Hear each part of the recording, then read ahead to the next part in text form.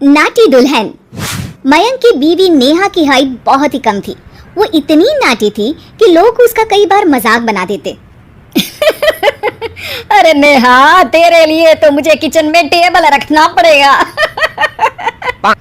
माँ जी, इतनी भी नाटी नहीं हूँ मैं।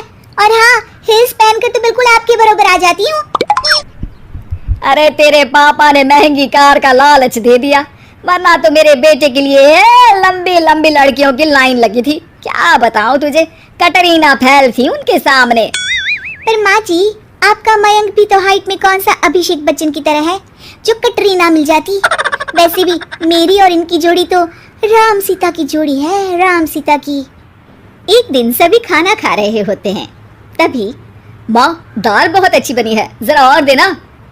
रुको जी, मैं लेकर आती हूँ, किचन में है, वैसे भी मैं खड़ी ही हूँ।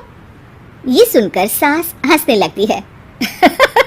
तुम खड़ी हो या बैठी, एक जैसी लगती हो। बस कीजिए जी, अभी हिल्स नहीं पहनी है, वैसे भी हिल्स पहनती हूँ तो आपके बराबर ही लगती हूँ। एक दिन नेहा सब्जी लेने बाहर निकलती है तो पड़ोसन कहती है, अरे देखो देखो कितनी नाटी है। मयंक तो दिखने में अच्छा है, हाइट भी ठीक ठाक है, फिर क्या जरूरत थी ऐसी नाटी बहू लाने की। दहेज बहन दहेज, अंधे हो गए थे पैसों के पीछे, अब करे जगह साई। दोनों की बात नेहा सुन लेती है और उसे बहुत गुस्सा आ जाता है।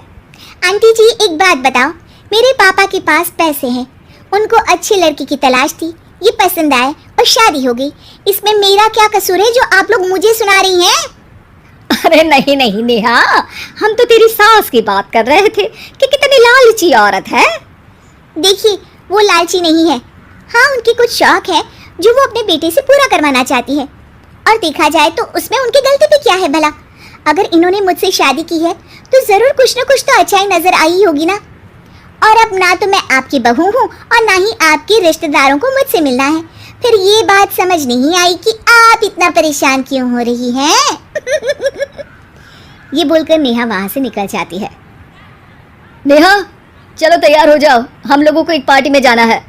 नेहा तैयार होकर पार्टी में जाती है, जहां मयंक का दोस्त उससे कहता है, अरे मयंक, तू लकी है यार, तेरी बीवी की हाइट इतनी कम है कि तुझे बच्चे की जरूरत ही नहीं है, भाभी ही बच्ची जैसी है। और मयंक, मेरी बीवी इतनी कम हाइट की हो ना तो मैं तो घर से बाहर ही ना निकलूं, कहीं फुदक कर चली गई तो लेने के देने पड़ जाएंगे। सभी नेहा पर हंसने लगते हैं। तभी पार्टी की जगह पर आग लग जाती है। अरे भागो यहाँ से, जल्दी करो, निकलो यहाँ से। अरे लेकिन बाहर के दरवाजे पर ही आग है, अब कैसे बाहर निकलेंगे, कोई रास्ता भी नहीं है। अरे रास्ता है ना, अगर कोई इस खिड़की से बाहर निकलकर अगर सामने के दरवाजे में आग को बुझा दे तो सब निकल सकते हैं। तभी नेहा उस छोटे से जरोखे से बाहर निकलकर आग को बुझा देती है। अरे वाह, भाभी जी ने तो आज हम सबको बचा लिया। वाह भाई वाह, बीवी हो तो ऐसी, अपने पति ही नहीं बल्कि यहाँ मौजूद सभी की जान बचा ली है इसने। भाई मयंक, माफ कर देना, तेरी बीवी तो सच में कमाल है। मुझे ये बात पता है और मुझे मेरी बीवी पर गर्व है। नेहा मुस्कुराकर अपने पति की तरफ देखती है।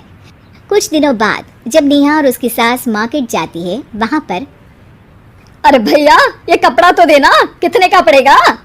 माता जी, ये तो बहुत महंगा कपड़ा है, लेकिन अब बस सिर्फ 2 मीटर ही बचा है, मेरे तो किसी काम का है नहीं ये टुकड़ा, तो आप 100 रुपया ही दे दीजिए। अरे भैया, तो मैं क्या करूंगी इस टुकड़े का, लेकिन वैसे है बड़ा ही सुंदर। तभी नेहा बोल पड़ती है, इसमें तो मेरी पूरी ड्रेस बन जाएगी। ये कहकर वो कपड़ा ले लेती है। अगले दिन नेहा वो ड्रेस पहनकर सास के सामने आती है। अरे वाह नेहा, ये ड्रेस तो बहुत ही सुंदर लग रही है, बड़ी महंगी होगी ना? अरे कपड़ा तो मैंने ही पसंद किया था, बस पूरा नहीं था तो इसने ले लिया। सिर्फ 200 रुपये की ड्रेस है ये पूरी। देखो माँ जी, नाटी होने का भी कम फायदा नहीं है। जैसे तैसे दिन कट रहे थे।